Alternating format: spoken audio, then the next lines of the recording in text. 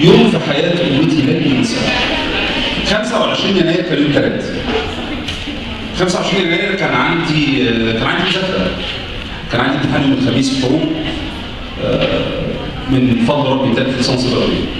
فقاعد بذاكر في البيت الساعة 9 بالليل. أنا ساكن في الأزاريط يعني. فسمع اضطراب هنا صوت بيعمل كده.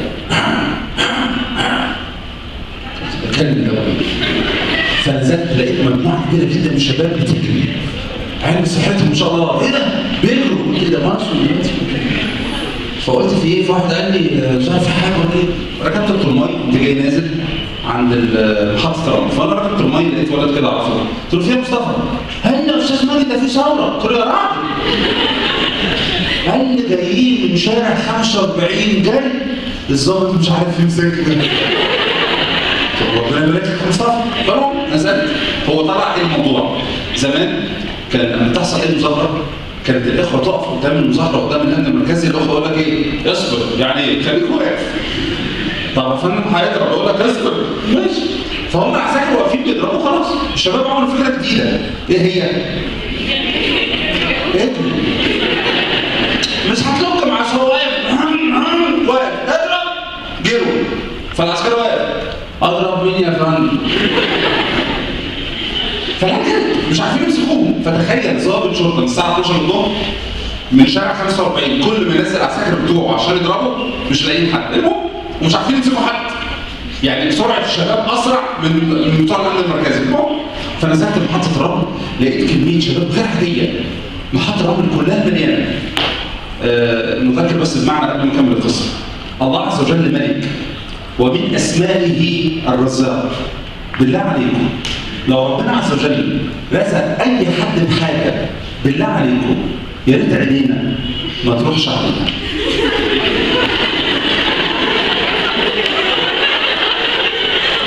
الراجل جاي من السوق وهو نازل، الناس كلها نازله كده جايب له ايه؟ المهم نزلت محطه الرمل لقيت مجموعه كبيره جدا من الشباب واقفين. ما شاء الله لقيت ولد قام جاي واخد عمود وطالع فيه كان فيه مكتوب عليه صوره نبايع جمال مبارك رئيسا. الصوره الخضراء الزفت دي اللي كانت مليانه، اللي هو طالع فوق.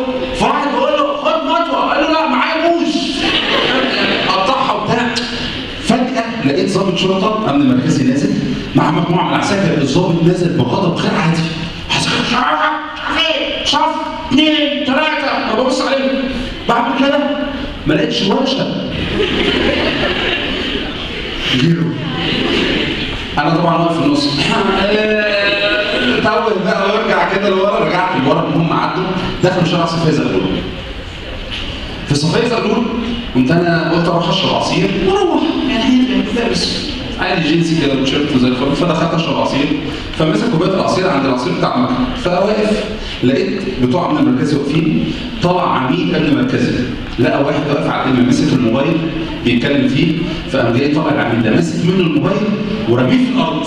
فانا قلت ليه الافتراء ده؟ ليه الافتراء ده؟ دي كان اخر كلمه فاكر ان انا قلتها له. لقيت الظابط لف قال لي مفيش افتراء، مفيش افتراء، مفيش افتراء. بس لقيت ظابط دخل معاه 3 عساكر. الظابط قال كلمه واحده بس، هلا. بس احنا بندي محاضرات اسمها تيم وورك. تيم وورك في العمل الجماعي. في العمل الجماعي بيقول لك يجب ان انت ما تتدخلش مع المهام اللي بيعملها اي واحد. ففي العمل الجماعي ما ينفعش حد يعمل مهمه على الثاني. ولاد الذين واخدين تيم وورك حلو قوي، كل واحد واخد حته بيضرب فيها. انا حسيت فعلا يقول لك في اي خناقه تحس باول ضربتين، بعد كده خلاص. فعلا حسيت باول ضربتين تم تم، بعد كده بقى تم تم تم تم. يا رب لك الحمد، الحمد لله. يعني انا واقف مستحمل، بس قاعد اقول لنفسي طب لحد امتى؟ طب انا بقى خلاص، يعني انا مش عارف في ايه، انا عملت ايه؟ يعني انا قلت له ليه الافتراء بس؟ طب وبعدين؟ المهم قلت طب استهبل اعمل نفسي يغمى عليا يمكن يبطل. وانا بضرب عملت يا غلط. ولاد الذين ان هم يبطلوا ضرب. المهم بعد شويه لقيتهم مشوا. بفتح عيني لقيت شباب الازاريط. انا ساكن في الازاريط. فلقيت احمد مبسوط، يا ولاد الذين كنتوا فين؟ فالمهم قعدت لقيت واحد جاي قال لي خد عصير، قلت له لسه شايب، قال لي خد تاني، قلت له حاضر، شربت العصير، فواحد بيقول لي روح بقى، قلت له لا اخويا لو انا روحت دلوقتي اعلى. قال لي يعني ايه؟ قلت له انا في الثوره دلوقتي كنت جاي مكمل صفيه زغلول. تقاطع صفيه زغلول مع السلطان حسين كان في كردون واقف، كردون امن مركزي، وفي نص الكردون ده مجموعه من البدل والجكاكيت كده والبلاط. جاي داخل في نص الكردون، دخلت في وسط البدل والجكاكيت، لواءات بقى عمده مش عارف ايه، وعين وصول. سلام عليكم يا فندم، انا اسمي مالك سعيد مدرس محترم، وانا ضربت على اول الشارع وعايز اعرف انا ضربت ليه؟ لقيت واحد بيقول لي معلش يا ابني روح دلوقتي. لقيت واحد تاني قال لي طب روح دلوقتي. لقيت واحد طلع من النص قال لي انت تاني؟ انا مش هنعرف مش انت، طب انت مزعلك كده ليه؟ ده كان اخر كلمه فاكر. نفس الموقف هو بتاع اول الشارع انتقل لنص الشارع. المهم بس الفرق الوحيد ان انا كان بالآلي بقى، ما كانش بقى فيه عصيان. المهم انتهى الحمد لله على خير وبيتنا ليله زي الفل. المهم اما رجعت الازاريطه تاني، طبعا انا راجع صعب، لقيت كله قلت له في ايه؟ قال لي اصل احنا سمعنا حكايه كده. ايه اللي حصل؟ طلع ان في اشاعه حصلت في الازاريطه. ايه الاشاعه؟ انا شفت اللي حصل ايه؟ اخ ماجد اتضرب بالظابط في اول الشارع. بعد ما ضربه في اول الشارع ما سكتش، راح ضربه تاني في نص الشارع. 25 يناير 25 يناير تعريفها التاريخي انتفاضه شعبيه ليست بثوره.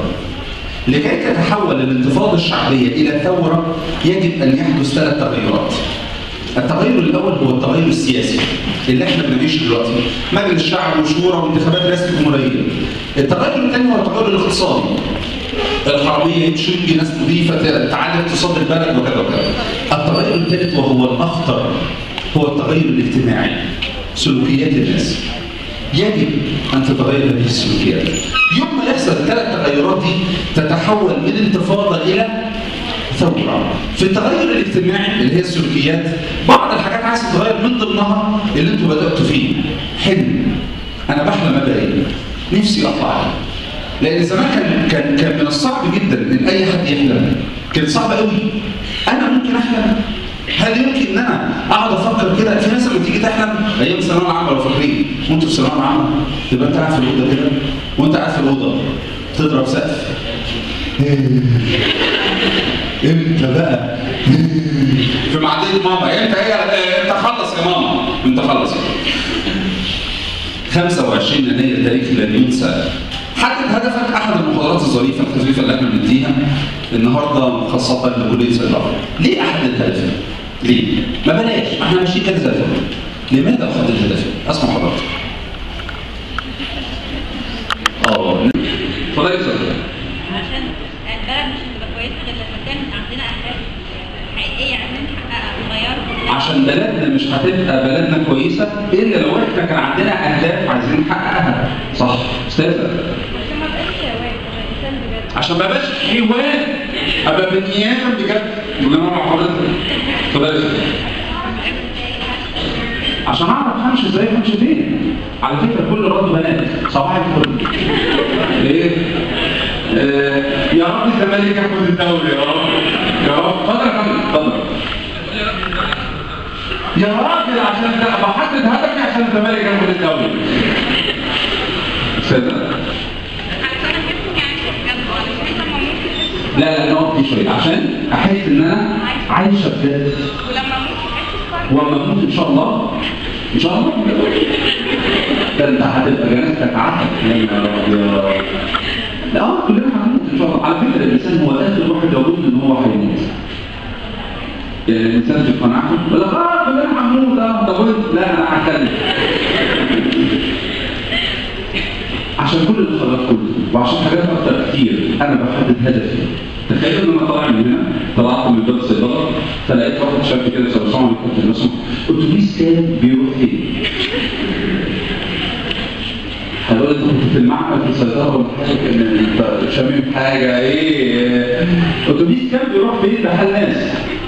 كنت مره بحاجه فلقيت واحد شاب قال لي انا ولا استاذ؟ قلت له اتفضل. قال لي اتوبيس 6 بيروح كل حاجه. اتوبيس كام بيروح فين؟ ده حال الناس عايشه حياتها كده. الاستاذ المحترم اللي كتب هدفي مش عارف. محترم جدا او محترم جدا فعلا. انا مش عارف انا رايح فين. انت داخله ليه صيدله؟ في ناس داخله صيدله عشان مجموع. انا شفت ولد كان موسيقي داخل هندسه، قلت له انت كان نفسك تخش ايه؟